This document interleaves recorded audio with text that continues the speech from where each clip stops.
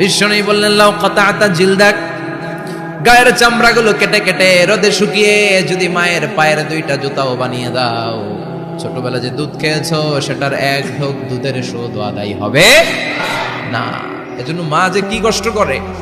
এখানে বেশিরভাগই আমরা নর্মাল প্রসেসে পৃথিবীতে এসেছি, তাই না?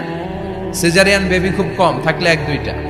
নর্মাল প্রসেসে একটা বাচ্চাকে ডেলিভারি করতে একটা মায়ের যে কত কষ্ট হয় আপনি কল্পনাই করতে পারবেন না। চিকিৎসা বিজ্ঞান বলে একজন সুস্থ মানুষ ব্যথার একটা ইউনিট আছে, মাত্রা, ব্যথা মাপার একক।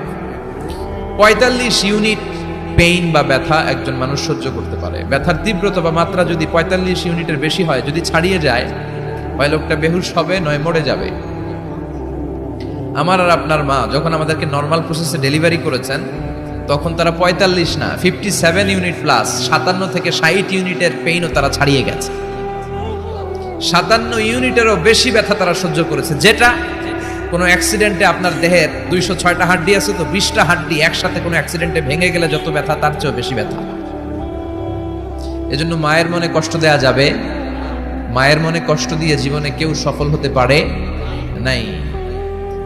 সাইয়েদনা মুসা আলাইহিস সালাম আল্লাহর একবার জিজ্ঞেস করলেন, আল্লাহ মাইয়া কুনু জালিসি ইয়াউমাল কিয়ামা, আল্লাহ আমার সাথে কিয়ামতের দিন জান্নাতের সাথী কে হবে? আল্লাহ বললেন, জালিসুকা ফিল জান্নাতি জাজ্জা, তোমার সাথী হবে কিয়ামতের দিন বিচার শেষে জান্নাতে যখন ঢুকবা তোমার সাথী হবে একজন কসাই। কসাই চিনেন? কি করে? গোশত কাটে। সাইয়েদনা মুসা আলাইহিস সালাম অবাক হলেন, ঘটনা কি? কসাই?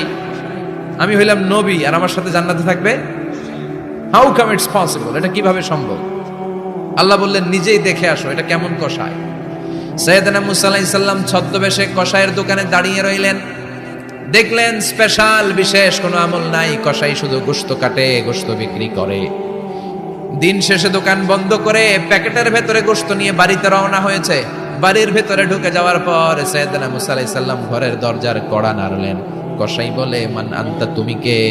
মুসা আলাইহিস সালাম বললেন, আনা মুসাফির, আমি মুসাফির, থাকার জায়গা নেই, আপনি যদি থাকার জায়গা দেন আপনার বাড়িতে থাকবেন।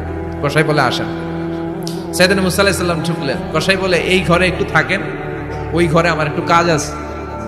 মুসা আলাইহিস সালাম বললেন, যান, কাজ সেরে আসেন। মুসা আলাইহিস সালাম খেয়াল করলেন ওই ঘরে মাচার উপর থেকে বয়োবৃদ্ধ এক নারীকে তিনি নামিয়ে গোসল করালেন, টাওয়াল দিয়ে গা মুছিয়ে দিলেন, নতুন জামা পরিয়ে দিলেন।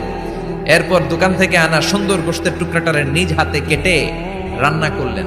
তারপর রুটি বানালেন, আর গোশত আর রুটি হাতে নিয়ে ওই মহিলার মুখে তুলে দিচ্ছেন। মহিলা খাচ্ছে, খায় আর বিড়বিড় করে কি যেন দোয়া পড়ে। সুবহানাল্লাহ পড়বেন না? ওই মহিলাকে খাওয়ানোর পরে কসাই সাইয়েদনা